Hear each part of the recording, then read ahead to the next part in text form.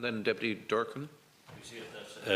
Count Corley, I don't want to delay the passage of this bill, but what I do want to say is, as a Border TD and indeed as a first comer to this House, little did I think back in February 2016 that we would be here debating an omnibus bill, or indeed debating the issue of exiting, or anybody exiting the EU.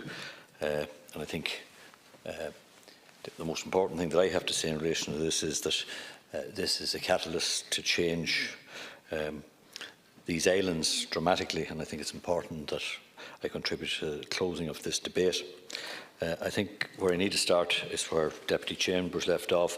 I'm sure there are quite a number of issues that haven't been debated. I have raised concerns during the week, but I have no doubt that they will be dealt with in various statutory instruments, because I have constituency asking me the various questions that others are asking around this. What about this? What about that? And indeed, I would encourage that as many bilaterals as possible take place also, even if necessary, before exit day. And if further legislation is required, I'm sure it will come in front of this House. I do think it's important to commend not just the preparation by the officials and others, and the cooperation of political parties in this House in relation to the delivering of this omnibus bill, but indeed the whole process throughout. I've said from day one that regardless of what party you are, the involvement, whether it was in the civil dialogue or the breakout sessions, that while we might criticise the level of preparedness or the level of debate and engagement, that I think we didn't take our hand off the tiller, not like many others in relation to thinking that this issue was going to go away. So whether it's D-Day, decision day, exit day, indeed May Day, I still say beware the Ides of March. The reality is this, that the public out there who are basically fed up listening to us talking about Brexit don't realise, I think, that if we end up with two different time zones, as has been debated in recent days, 4 to 6% reduction in our GDP, together with up on 30% increase in consumer prices, it's then that the public will say, well, we know now why you were talking about Brexit.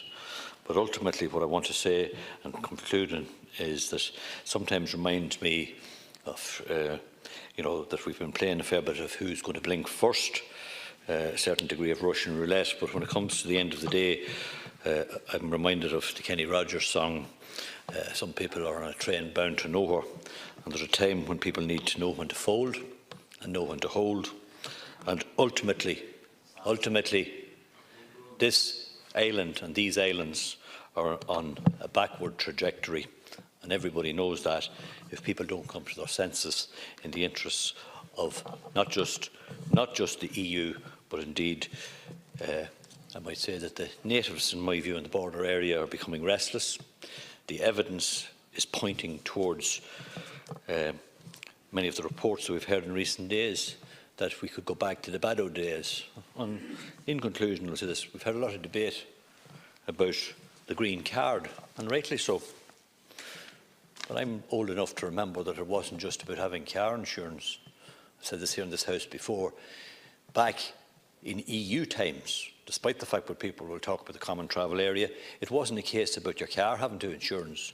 It was a case of whether you would bring your car or your lorry back, where you had to have your vehicle bonded going out of the jurisdiction. I'm too long in the tooth to know what the bad old days are in relation to our economy, and I'm not talking about the troubles. And it's time that people come to a realisation in all houses, north, south, east and west, that this and these islands need to work collaboratively and to take a step back from that ultimate brink.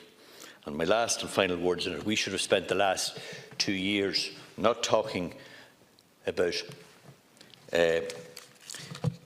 no deal preparation, NDP. We should have been talking about the NDP, the National Development Plan, and how it will impact in this country into the future. And we've wasted 2.5 years. Not say wasted, but we certainly have not been debating the issues that the people out there have failed to realise are as important and probably more important than what we have done in relation to the debates here around Brexit, because they haven't really got down to the nitty-gritty, nor won't probably until we reach a cliff edge.